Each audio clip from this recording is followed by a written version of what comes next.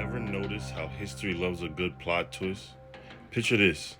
A mighty empire rises, strutting across the world's stage like it owns the place. They promise but shatter ceasefires like fragile glass, claiming they're just defending against their enemies that mysteriously keep multiplying. But zoom in closer, who's really paying the price? Not the so-called threats, but the everyday folks that are caught in the crossfire. The innocents, whose stories get buried under layers of official narratives. The audacity is almost comical, isn't it? They spin tales about being the hero while silencing anyone who dares to whisper the truth or speak up.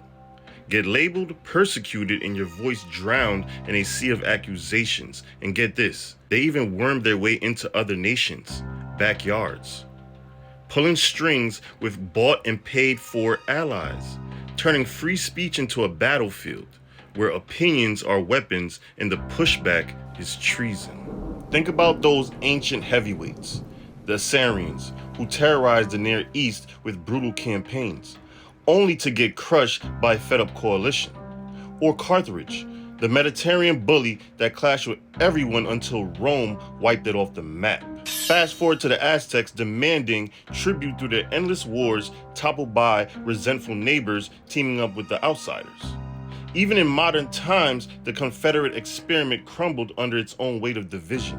These empires all shared the same playbook. Act untouchable, label critics as haters, and manipulate systems to keep the grip tight. They bragged about their influence, using others' resources and politics like personal chess pieces. But here's the mind bender. Hypocrisy has an expiration date. They preach justice while doing injustice, cry victim while victimizing, and build walls of lies that eventually crumble under their own contradictions. The world is watching, feeling helpless at times like a pawn in a rigged game. Yet history whispers a secret. No bully lasts forever. Coalitions form, truths leak, and the mighty fall, often harder than they rose. But I'll leave you guys with this.